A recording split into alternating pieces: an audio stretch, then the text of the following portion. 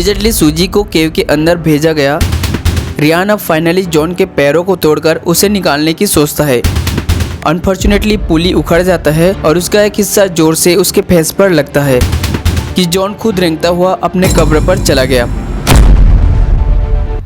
आज से 15 साल पहले 24 नवंबर 2009 की ही बात थी, जब केविन के दौरान 26 साल की एक मेडिकल स्टूडेंट से हुई एक छोटी सी गलती ने जिंदगी भर के लिए उस स्टूडेंट को केव में जिंदा ही दफना दिया। Authorities are considering shutting down a popular destination for adventurers. It's a cave which has now been declared a public hazard after a young father died inside. He was trapped in the deep cave and frantic rescuers managed to pull him to the surface.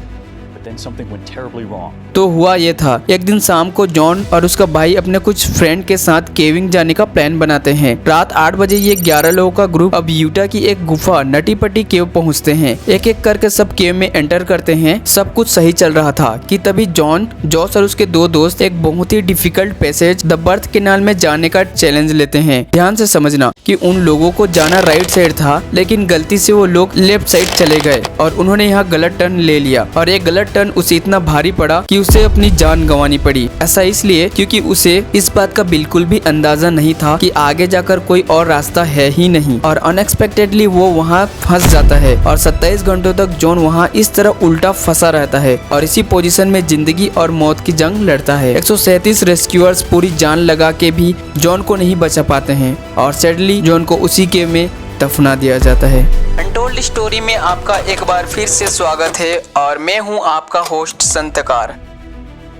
आज की इस video में हम समझेंगे कि दुनिया का most famous नटी पट्टी केव इंसिडेंट क्या है, जॉन जोन्स के साथ एग्जैक्टली क्या हुआ था, इतनी रेस्क्यूअर्स और सेफ्टी मेजर्स होने के बाद भी जोन्स को क्यों नहीं बचा पाए। तो चलिए शुरू से स्टार्ट करते हैं। जनरली यूएसए, कनाडा एक्सेट्रा में हर साल थैंक्स गिविंग नाम का एक फेस्टिवल मनाया जाता है। यूनाइटेड स्टेट में ये हर साल नवंबर के चौथे गुरुवार को मनाया जाता है। आसान भाषा में कहूँ तो ये एक स्पेशल दिन होता है जिस दिन लोग अपने लाइफ में जो भी अच्छी चीजें मिली होती है उसके लिए थैंक यू बोलते हैं। इस दिन का मेन पर्पस अपने परिवार और दोस्तों के साथ मिलकर खाना खाना और लाइफ में जो भी अच्छा है उसके लिए थैंकफुल होना होता है। सिमिलरली 24 नवंबर 2009 को एक 26 वर्षीय मेडिकल स्टूडेंट जॉन अपने बीवी एमिली और बेटी लिजी के साथ थैंक्स गिविंग सेलिब्रेट करने के लिए अपने घर आता है। अब लोकेशन को समझो, ये है यूनाइटेड स्टेट, उसमें से ये यूटा का रहने वाला था और वर्जीनिया में वो मेडिकल स्टूडेंट था। तो थैंक्स गिविंग के मौके पर वो वर्जीनिया से यूटा आया था। थैंक्स गिविंग के 2 दिन पहले 24 नवंबर 2009 को जॉन अपने भाई जॉस और कुछ दोस्तों के साथ एक प्लान बनाता है। वो लोग एक बहुत ही फेमस और एडवेंचरस गुफा नटी पट्टी केव को एक्सप्लोर करने की डिसाइड करते हैं। अब चूंकि जॉन की वाइफ प्रेग्नेंट थी इसलिए वो अपने इन लॉज के साथ घर पर ही रुकती है। उनकी फैमिली के बारे में बात करूं तो जॉन के 4 भाई और 2 बहनें थी। खैर, जॉन को बचपन से ही केव एक्सप्लोर करना पसंद था, लेकिन हाल फिलहाल उन्होंने कोई केविंग नहीं की थी, लेकिन वो बचपन में अपने पापा के साथ केविंग पे जाया करते थे, इसलिए दोनों को केविंग का थोड़ा बहुत एक्सपीरियंस था। फाइनली आज 24 नवंबर को रात के 8 बज चुके हैं। जॉन, जॉस और उसके दोस्तों का ग्रुप अब यूटा की फेमस गुफा नटी पट्टी केव पर पहुंचता है। प्लान के अकॉर्डिंग सब 1 बाय 1 केव में एंटर होने लग जाते हैं। ये गुफा यूटा की राजधानी साल्ट लेक सिटी से लगभग 55 माइल्स की दूरी पर ये फेमस नटी पट्टी केव स्थित है। ये केव एक नेचुरल हाइड्रोथर्मल केव है, यानी एक ऐसी केव जो चट्टान और जमीन से निकली गर्म पानी के मिनरल में नेचुरली डिजोल्व होकर बनी होती है। धीरे धीरे ये रॉक्स डिजोल्व होकर चूना पत्थर में कन्वर्ट होकर इस तरह की पैसेज और टनल बनाते हैं। उसी प्रकार नटी पट्टी इस प्रकार की टनल और नैरो स्पेसेस के लिए फेमस है। नटी पट्टी केव को साल 1960 में डेल ग्रीन नामक व्यक्ति ने खोजा था। इंटरेस्टिंग बात यूटा की ये है कि ये न सिर्फ गुफाएं बल्कि अपनी नेचुरल डाइवर्सिटी और खूबसूरत वादियों के लिए भी काफी फेमस है। हर साल करीब 5000 विजिटर्स साइट सीन के लिए और नटी पट्टी केव को एक्सप्लोर करने के लिए यूटा आते थे।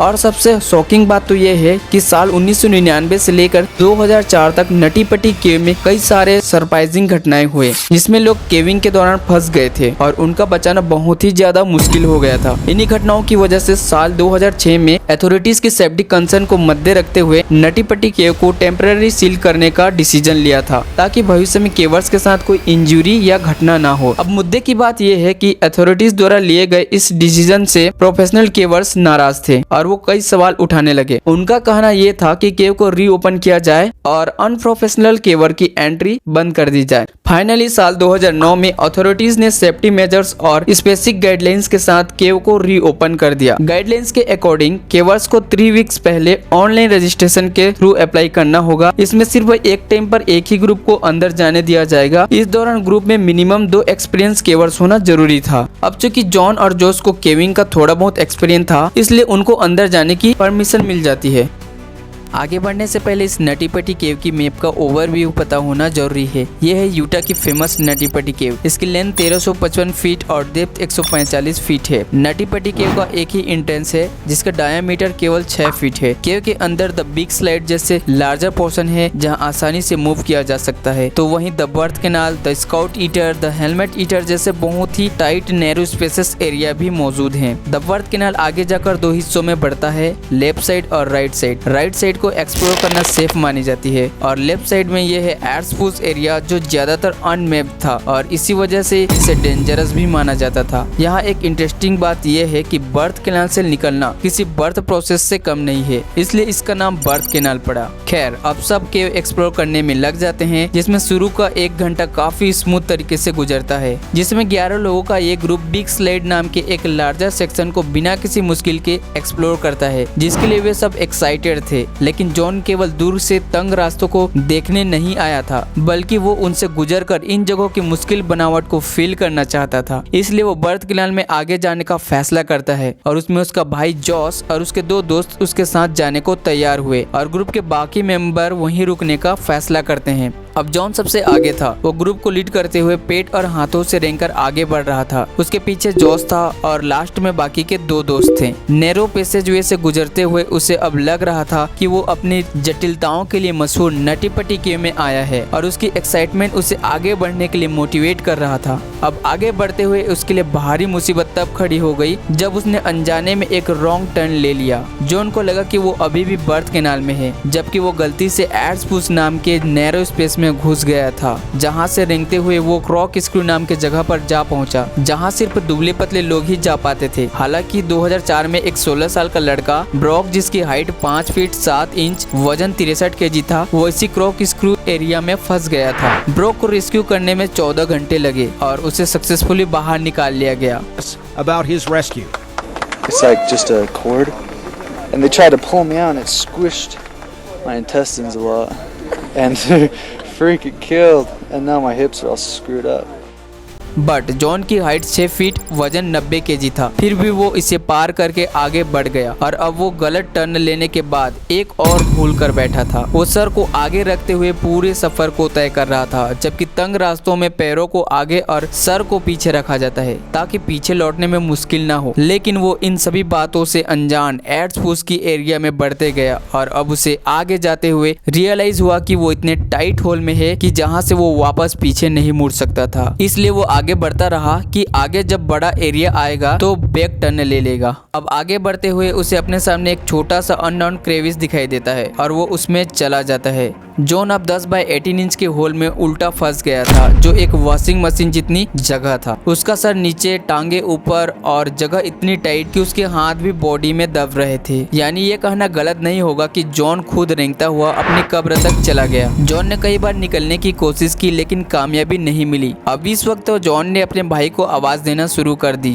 कुछ मिनट बाद जब जोश वहाँ आया तो जॉन को निकालने की कोशिश करने लगा, लेकिन अब जॉन और भी अंदर चला गया। जॉन उल्टा फंसा हुआ अपने बॉडी को बिल्कुल भी नहीं हिला पा रहा था। This man is about my size. He's around 190, 200 pounds and 6 feet tall, so a very large guy, and he's in this space only 18 inches wide. So very difficult. He can't move at all, and after a while the muscles are going to cramp up and he just won't be able to move and help rescuers get him out of there. इस point पे अब दोनों भाइयों को लगा कि उनको professional help की जरूरत है। अब जोश अपने भाई को वहीं छोड़कर बाहर आता है और 911 पे कॉल करके वापस अपने भाई के लोकेशन पे पहुंच जाता है। है। करीब 3 घंटे बाद पहली रेस्क्यू टीम आती है। यह सूजी मोटोला थी। अब इमीडिएटली सूजी को अंदर भेजा गया, जिन्होंने 2 घंटे तक जॉन को बाहर निकालने की पूरी कोशिश की। यहाँ पे एक बात का ध्यान रखना कि केव के एंट्रेंस से जॉन की ट्रैप होने तक का डिस्टेंस था 400 फीट। जगह इतनी तंग थी कि सूजी ने जॉन की जींस को काटी ताकि थोड़ा और जगह मिल सके, लेकिन इससे भी काम नहीं बना। वो जॉन को नहीं निकाल पाई। आखिरकार सूजी एग्जॉस्ट होकर बाहर आ गई। अब तक बाहर रेस्क्यूअर्स और वॉलंटियर्स की काफी भीड़ इकट्ठी हो चुकी थी। वहाँ जॉन की प्रेग्नेंट वाइफ और उसकी 1 साल की डॉटर और बाकी फैमिली भी वहाँ आ चुकी थी, और वे सब लोग जॉन को बाहर निकलने की तरीका पे गौर कर रहे थे, जिसमें से एक तरीका उसकी टांगे काटने का भी था। लेकिन आखिरकार पुलिस सिस्टम से जॉन को बाहर निकालने का प्लान किया गया, जिसमें रस्सी को जॉन की टांगों से बांधकर खींचा जाएगा। लेकिन समस्या ये थी कि पुली को गुफा के दीवारों में ऐसे ड्रिल करके लगाना था कि रस्सियां पत्थरों से न टकराए और सारा लोड पुली पर पड़े। पुली को गुफा की दीवारों में ड्रिल करके इंस्टॉल किया जाने लगा, जिसमें खतरा ये था कि पत्थर टूटकर रास्ता ब्लॉक कर सकते थे। लेकिन फिलहाल इसके अलावा और कोई ऑप्शन था ही नहीं। ड्रिलिंग के दौरान कुछ पत्थर टूटकर स्लाइड करते हुए जॉन के ऊपर भी गिरे। 400 फीट की गहराई में ये काम करना मुश्किल था, वहीं काफी टाइम कंज्यूमिंग भी थी। केव की तंग रास्तों के कारण एक बार में केवल एक रेस्क्यूअर्स जॉन के पास जा सकता था। ऊपर रेस्क्यूअर्स की संख्या 100 से भी ज्यादा हो चुके थे, और लगे हाथ रेस्क्यू टीम में मौजूद एक डॉक्टर ने मामले को और भी गंभीर तब बना दिया जब उन्होंने ये बताया कि जॉन क्योंकि उल्टा फंसा हुआ है तो उसके पास सिर्फ 10 घंटे है, यानी इतनी वक्त के बाद उसके ऑर्गन्स एक एक करके फेल होते जाएंगे। इंसान का शरीर सीधा रहने के लिए बना हुआ है, जिसमें हार्ट बॉडी के ऊपर वाले हिस्से में है जो पूरे शरीर में ब्लड सप्लाई करता है, और ग्रेविटी की वजह से लोअर बॉडी में ब्लड फ्लो नेचुरली ज्यादा होता है। लेकिन कोई इंसान अप्स एंड डाउन पोजीशन में है तो हार्ट को शरीर के ऊपरी हिस्सों में ब्लड पंप करने में ज्यादा जोर लगाना पड़ता है, जिससे हार्ट पर एक्स्ट्रा प्रेशर पड़ता है, जिससे जॉन को कभी भी हार्ट अटैक आ सकता है। ये जानने के बाद रेस्क्यू वर्कर्स जॉन को कम से कम सीधा करने के लिए कोशिश और कर दी। घंटों इंतजार करने के बाद पुलिस सिस्टम इंस्टॉल हुई। अब नेक्स्ट रेस्क्यूअर्स रियान को अंदर भेजा गया। रियान जॉन के पैर में रस्सी बांधकर अब उसे खींचने लगते हैं, लेकिन अब एक समस्या ये आ गई, जैसा कि जॉन की टांगे इस पोजीशन में थी कि वो बेंड नहीं हो पा रही थी, और जब वो टांगों को खींचते तो पैर गुफा की छत से टकरा जाता था। फाइनली रियान जॉन के पैर को तोड़कर बाहर निकालने की सोचता है, और रेस्क्यूअर्स रियान ये सब करने ही वाला था तभी एक अनइमेजिनेबल चीज हुई जिसके बारे में कभी कोई सोच भी नहीं सकता। अनफॉर्चुनेटली पुली उखड़ जाती है और उसका एक हिस्सा जोर से रियान के सर पर लगता है। वह पूरी तरह से इंजर्ड हो जाता है। अब रियान को बाहर निकालकर हॉस्पिटल भेज दी जाती है, और अब जॉन वापस से वहीं फंस जाता है। जॉन अब काफी पैनिक हो रहा था, तभी 2-वे कम्युनिकेशन सिस्टम अंदर भेजा गया ताकि वो अपनी बीवी से बात करके थोड़ा रिलैक्स हो सके। यह तरीका काम कर गया और जॉन काफी हद तक बेहतर हो गया। जॉन को वहाँ फंसे हुए अब 19 घंटे हो चुके थे। अब जॉन को फिर से निकालने की तैयारी हो चुकी थी, और ये काम बहुत संभल कर करना था क्योंकि हर एक खिंचाव पर उसकी टांगों पर प्रेशर पड़ता था। बड़ी मुश्किल से इस बार उसे काफी हद तक बाहर निकाल लिया गया, इतना बाहर कि रेस्क्यू वर्कर्स उसकी फेस देख पा रहा था।